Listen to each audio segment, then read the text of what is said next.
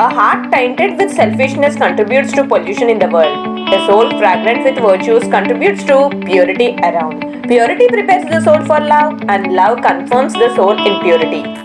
बृहदश्व से राजा नल और दमयंती की कहानी सुनकर युधिष्ठिर ने जाना कि राजा नल की स्थिति से भी उनकी स्थिति अच्छी है, क्योंकि उनके साथ द्रौपदी और अपने भाई भी है, और इस तरह ही दुस्थिति भी हमेशा के लिए नहीं रहेगी। बृहदश्व वहां से चले जाने के पश्चात दौम्य ऋषि और लोमश ऋषि के कहने पर उनके साथ पांडव तीर्थ यात्रा करने निकले।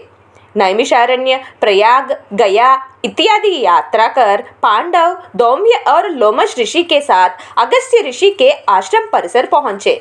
तब लोमश ऋषि के द्वारा पांडवों ने अगस्त्य ऋषि की कहानी सुनी।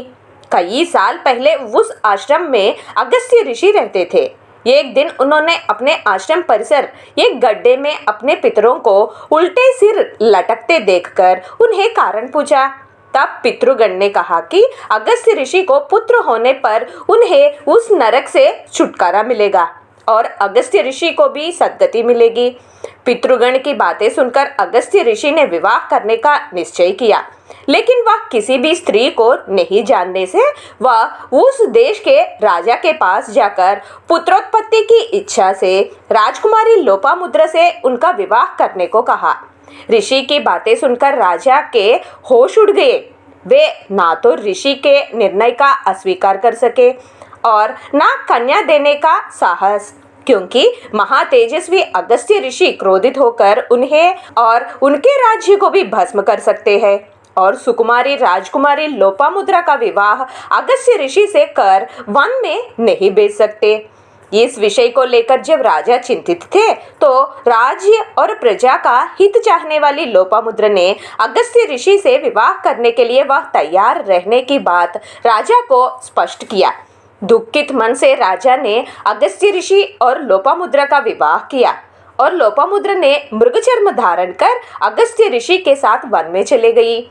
एक दिन जब अगस्त्य ऋषि ने लोपामुद्रा को संतानोत्पत्ति के बारे में बताया तो लोपामुद्रा ने वह अपने पिता के महलों में जिस प्रकार के वेशभूषा से विभूषित रहती थी वैसे ही आश्रम में भी उसी तरह जब रहेगी तब संतानोत्पत्ति करने की अपनी मन की इच्छा स्पष्ट की, क्योंकि वह आश्रम और उसकी काशाय और मृगचर्म वस्त्रों को अपवित्र नहीं करना चाहती थी। अगस्त्य ऋषि को भी लोपामुद्रा की बातें सही लगी और पत्नी की इच्छा पूर्ण करना पति धर्म मानने वाले अगस्त्य ऋषि ने किसी भी राजा से धन मांगने का निर्णय लिया, लेकिन धन मांगने से उनका तपोबल नष्ट हो जाने से तपोबल की रक्षा करते हुए धन मांगने का निर्णय लेकर अगस्त्य ऋषि वहां से निकल गए।